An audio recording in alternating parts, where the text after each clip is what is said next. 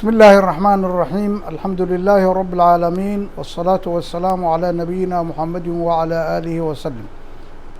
السلام عليكم ورحمة الله وبركاته waxaan ku dhex jirnay ka jawaabidda su'aalihii ay daawadayaashu ii soo direen oo aan ka soo doortay kuwaan isleeyahay aad baa loogu baahan yahay in wax laga ogaado su-aashaan waxaa isoo weydiiyey walaalkeen maxamed cabdullaahi waxayna tahay waa xifdinta iyo waktiga ku habboon in wax la xifdiyo waxbarashadu waxay leedahay laba nooc oo kala ah waa xifdin oo wax in kor laga barto oo kor laga xifdiyo iyo in wax la fahmo qofka wax baranayaana labadaba waa u baahan yahay haddaynu se hadda hayno mawduucii wax xifdinta waxaan odhan lahaa ogow walaalkayow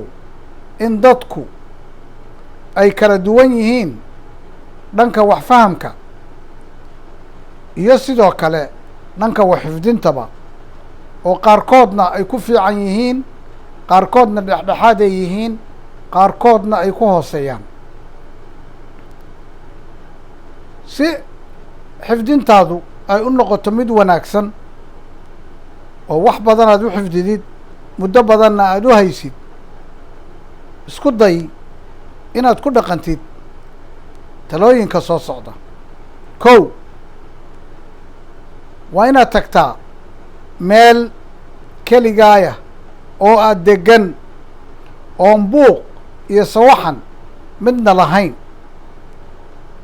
waxaad xifdinaysid na dhammaantood ku maskaxdaada ku toosi oo ku jeedi si aad wax u xifdidid labo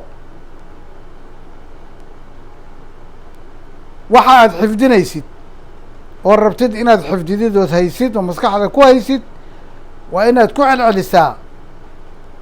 marar fara badan say ugu dhegto maskaxdaadu waxaadna ogaanaysaa meesha wax laga xifdiyo inay tahay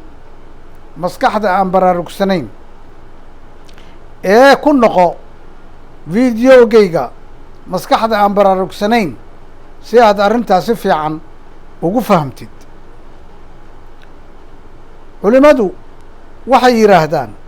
waktiga ugu fiican oo wax la xifdin karo waa aroortii intayn qoraxdu soo bixin ilaa waktigay soo baxdo sidaa awgeed ayaa carruurta waxaa loogu diraa dugsiyada waktigaas isaga ah arrin kaloo muhima waxay tahay garaacidda ilmaha la garaaco ama la tumo waxba ma siyaadiso dhanka xifdinta ee waxay ku beertaa ilmaha cabsigelin wax weyn ayayna u dhintaa inay wax xifdiyaan ilmuhu shan inaad weeraha dhaadheer ku soo gaabiso adoo ka soo qaadanaya xarfaha ugu horeeya sida matalan sala allahu calayhi wasalam u soo gaabiya sa ca wa waxay kuu sahlaysaa inaad xasuusnaatid hadhow sala allahu calayhi wasalam inay u taagan tahay waxaynu odhan karnaa arrintaas waxay la mid tahay sumadaha ariga lagu dhigo ama qoortooda ama dhinacooda ama calooshooda si loo garto xoolahaas cidda iska leh iyadoo la yaqaano sumadaas inay u taagan tahay reerkaas lix ugu dambayn waxaa lagaa dooni inaad ilaahay subxaanahu wa tacaala baridid inuu kuu sahlo xifdinta wixii khayr ah oo maskaxdaada keliya ha cuskanine ilaahay tala saaro subxaanahu wa tacaala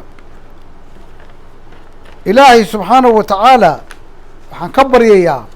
inuu noo fududeeyo dhammaanteen xifdinta iyo fahamka diinteenna